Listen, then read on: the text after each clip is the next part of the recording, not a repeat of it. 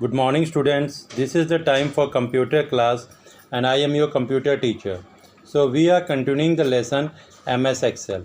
So till now in this lesson we have learned about what is spreadsheet, MS Excel, the definition of MS Excel, workbook and worksheets, how to start MS Excel, the different components of MS Excel 2010 window like title bar, quick access toolbar, ribbon, the different components of ribbon like tabs, groups, commands, file tab, help button, name box, formula bar, sheet area or working area, row bar, column bar, cell, status bar, sheet tabs, insert worksheet button, vertical scroll bar and horizontal scroll bar. We have also discussed about how to create a new workbook, how to enter the different types of data like text or numbers in a worksheet, how to save a workbook, the different methods of saving a workbook, how to open an already existing workbook, the different methods of opening an existing workbook, how to rename a worksheet, how to insert a new worksheet, how to delete a worksheet. Next we have discussed selecting cells in a worksheet. In selecting cells we have discussed about how to select a single cell, how to select the range of cells, how to select the non-adjacent cells or ranges, selecting a single row or column, selecting all the cells in a worksheet or selecting the entire worksheets, how to close a workbook, how to exit MS Excel, the difference between closing and exiting the MS Excel. Next, we have discussed editing a worksheet. What is editing?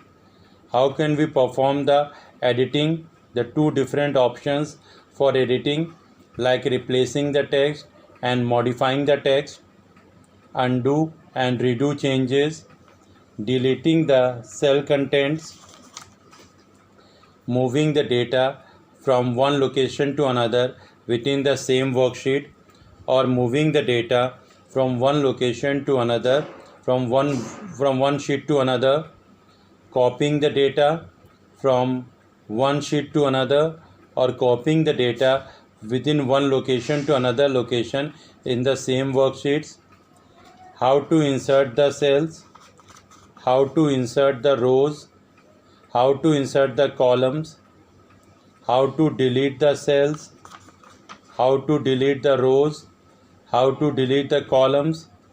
Next topic we have discussed changing the column width and row height, changing the column width with specific measurement, changing the row height, changing the row height with specific measurements, formatting the data. What is formatting?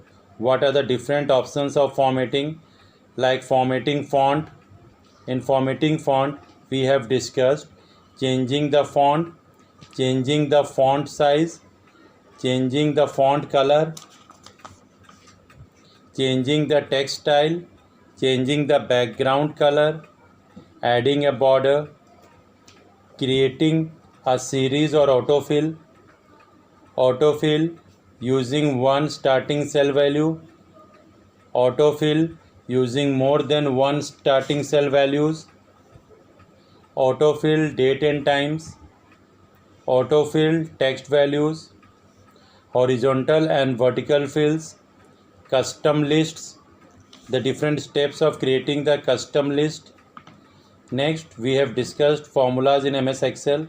What is formula?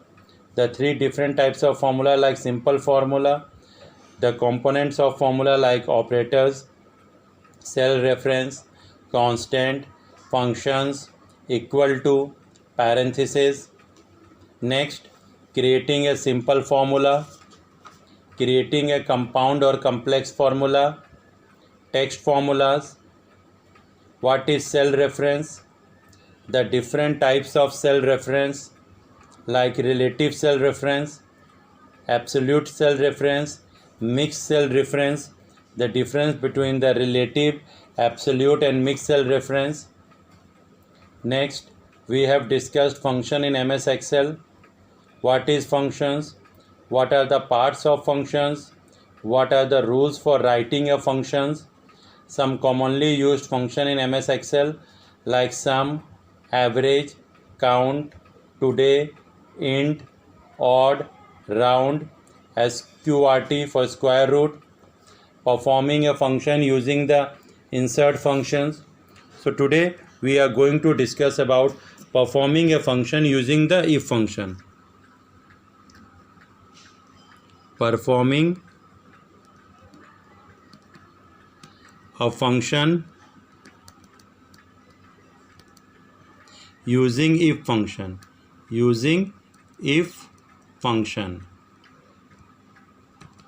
The if is generally a keyword which is mostly used in the programming languages like C, C++, Java, Python, etc. But here also in MS Excel the if is used. The if function is really helpful to conduct logical test. Remember, with if we can perform logical test.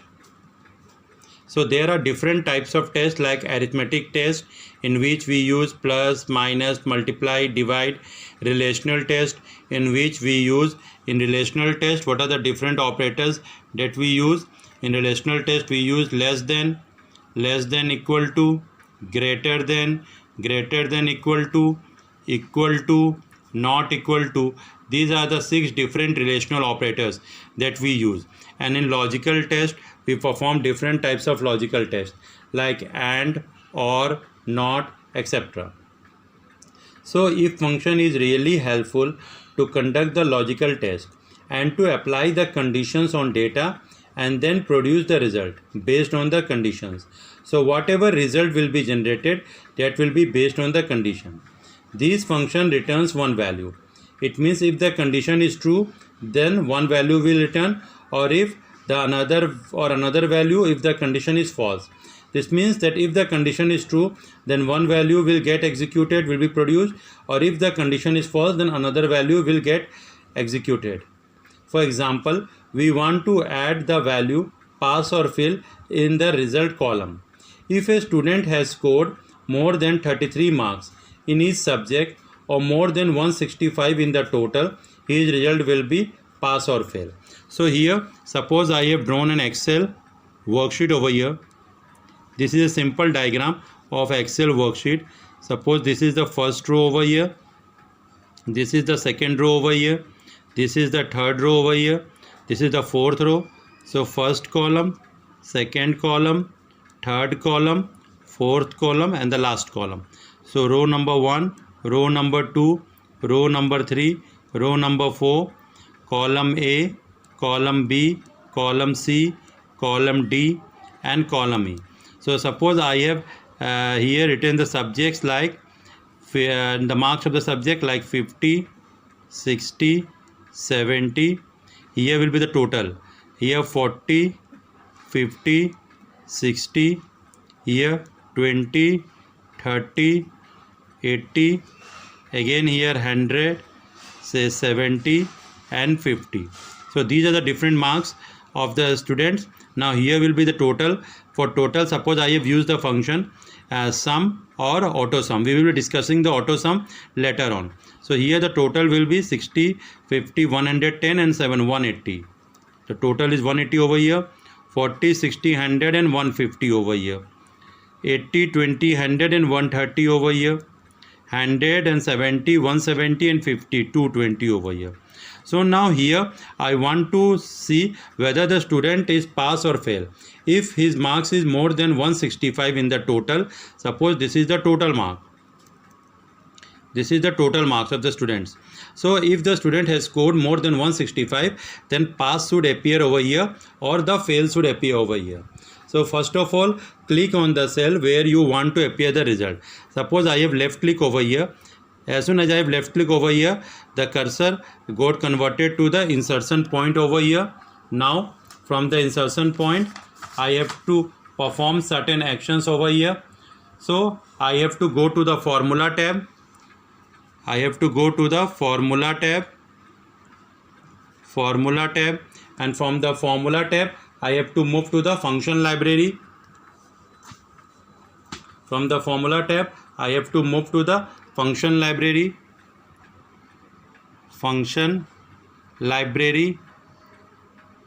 and from the function library I have to move to the logical library. So first of all I have to click on the formula tab. In the formula tab I have to click on the function library, and from the function library I have to click on the logical library. So as soon as I click on the logical library, a window of this screen will appear before me. Like this is the logical function arguments over here. So the first thing over here is the logical text value. In the logical text value, what I have written? In the logical text value I have written over here, suppose this is the text box of logical text value. Suppose this is the logical text value, logical text, and this is the text box over here. And in the logical text I have written F1 greater than 165. If the value of F1 is greater than 165, then here value underscore if true. Value underscore if true means if the value is true, then pass should appear, PASS. Pass should appear over here. Value underscore if false. Value if false, fail should appear over here. If the F1 mark is less than 165, so fail will appear over here. And here I have clicked on the OK button. As soon as I clicked on the OK button, it first checked the condition F1 greater than 165. So F1, here D1 will be. Here will be the D1, not F1, because the value of total is in the D1, remember. So the D column and first row. So in the logical text I have written D1. If the value of D1 is greater than 165, so pass should appear in the E1 point, and if the condition is false, fail should appear over here. So here the value is 140, D1 value is 180. So D1 value is 180. 180 greater than 165.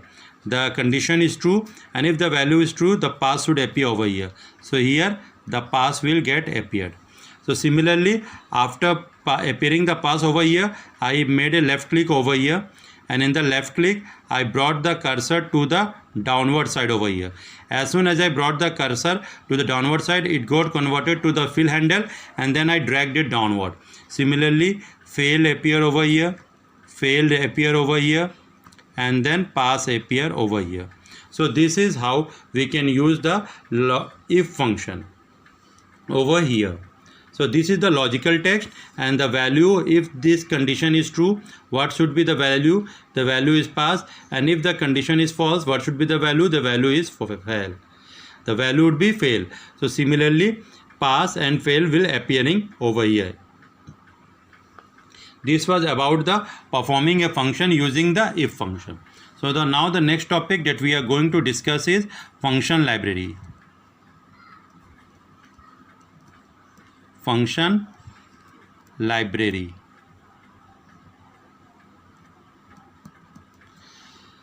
So what is function library? So MS Excel has an entire library of functions. So it is present in the formula tab. In addition to the common functions like sum, average, count, number, there are numerous types of function in MS Excel library which can be used to carry out the different tasks. These functions are related to the text, referencing cells, calculating financial rates, or statistics, analytical, etc. So these are some of the different functions that are available in Excel library. We mostly use the simple formulas like the simple functions like sum, average, count, etc. But besides this, there are many other functions also. So in the function library, the first thing that we are going to discuss is auto sum. The first function that we have is over here AutoSum. So what is AutoSum? It calculates the sum of range of numbers. We will be discussing the AutoSum after the function library topic. So it generally calculates the sum of all the numbers or the range of numbers. So the next is recently used. The next function is recently used. RECENTLY, recently used. So it lists the various of functions that were used recently in the Excel, like sum, average, count, etc. So the third function that we have in the function library is financial. So financial is a list of financial functions like cash flow, return rates, accrued interest, etc. The terms that are related to the financial. The fourth functions that we have in function library is logical.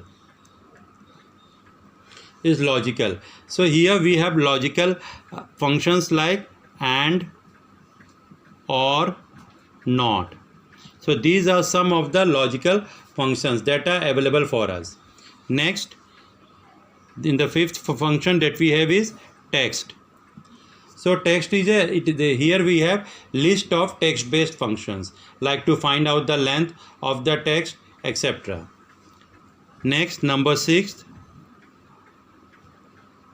date and time function. Date and time function. So date and time, here different types of functions related to the date and functions related to the date and times are included. Next we have lookup and reference. This is number 7 function. Look up and reference. Lookup and reference. So here it generally have a reference function and a list of lookup values. Next, number 8, we have functions related to mathematics and trigonometry. Math and trigonometry. So different types of mathematical functions are there, and the trigonometrical functions like sine, cos, tan, cot, sec, cosec, their values, all these types of functions are available in the math and trigonometrical functions. So now we come to the next topic, AutoSum. AutoSum feature. AutoSum feature. So the AutoSum feature in MS Excel is used to automatically add the values. We do not have to write the formulas like sum over here or have to add the reference cell. So we simply use the AutoSum button to find the sum of the ranges, to find the sum of the value in the ranges. So a range of cell can be easily added using the AutoSum options on the formula tab. So where do we have AutoSum feature? It is in the formula tab. It is in the formula tab. So in the formula tab we generally have the AutoSum option. The AutoSum recognizes the data that is consecutively entered, and then when it sees an empty cell, it generally the AutoSum stops over there. We can use the AutoSum features to perform other calculation like average, count, max, minimum, etc. So the AutoSum button is present in two places. First of all, in the home tab, and in the home tab we have to move to the editing group. So in the home tab we have to move to the editing group, and in the formula tab we have to move the function library, and from the formula tab we have to move to the function library. So there are two ways to use the AutoSum features. Either we can go to the home tab and from there to the editing group, and from the editing group we can click on AutoSum, or we can move to the formula tab, and from the formula tab we can move to the function library, and from the function library we can click on the AutoSum. So using the AutoSum features.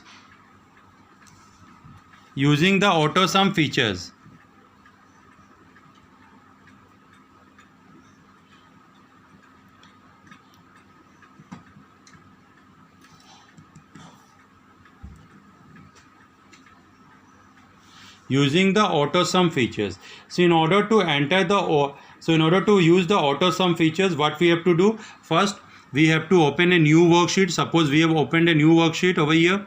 We have entered the data over here. We have selected the cells. Suppose I have selected all the cells over here, all the cells from A1 to D1. So I have selected all the cells over here, and then I move to the home tab. And from the home tab, editing group, and from the editing group I clicked on AutoSum option. As soon as I click on the AutoSum option, like over here, suppose this was an empty cell over here. Recognize that this is an empty cell. There is no pass over here, and this is an empty cell. So I just selected the range A1 to D1, and from the range A1 to D1, I move to the formula home tab. From the home tab, I move to the editing group. From the editing group to the AutoSum, and then as I clicked on the AutoSum, I gave the range A1 to D1, and the total value got appeared over here. 50 plus 60 plus 70 plus 180. The sum total will get appear over here. And the symbol of AutoSum is this one. This one is the icon of the AutoSum button that we have in the formula group. This is the icon of AutoSum. So by clicking on the home tab, moving to the editing group, and then to the AutoSum, we can use the AutoSum feature. Or the other is that we can move to the formula tab. And from the formula tab to the function library, and from the function library we can click on the AutoSum button, and then the sum of the ranges of the different values will be added. So in this way we can use the AutoSum features. So besides the AutoSum features, we can also use the average, maximum, minimum, or the count numbers in a ranges. So these are some other functions also that are available in the AutoSum. Like look over here, figure 12.79. As soon as I click on the AutoSum button over here, this is the icon of AutoSum. As soon as I click on the AutoSum over here, look, the different functions like sum, average, count number, maximum, minimum. These are some of the other functions that are available with the AutoSum functions. So these were some of the topics that we discussed today. Let us have a quick recap of some of the topics that we discussed. The first topic that we discussed is performing a function using the if function. Next topic is function library, the different functions in the function library. Next is the use of AutoSum features in MS Excel 2010. So in the next video, we will be discussing about the charts in worksheet, which are very important topics in MS Excel. So this was all about today's video. Thank you.